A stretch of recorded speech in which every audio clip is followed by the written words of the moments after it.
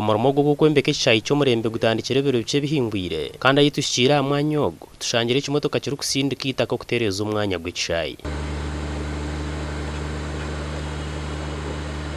Mukuru w'ishomero rya Mbarara Army Boarding School Captain Richard Okuru nagira ngo omurimo ogwo niguza kukorwa mu bicweka okutandika n'okutereeza omwanya gw'okuzaho ekishaayi ky'omupiira ebya netball, volleyball hamwe na basketball hamwe na n'okwirukanga.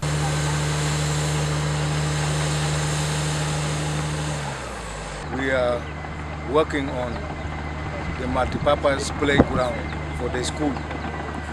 Our school started in 2004, but all along we have not been having a playground. We have been using the one of the barracks, the one of Kadogo Polytechnic and the one of primary.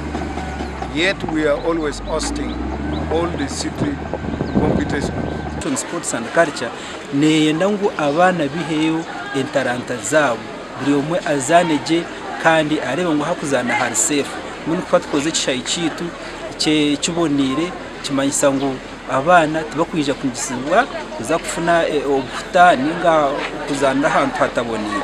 Plan yitu ne yoreka ngo tuza kwa tuzaniraho volleyball, basketball, wood game na n'imizane ndisho yona. Then ahayifaha twaheza gradinga teka kutunga ebishaayi bibiri omu kishaayi kimwe.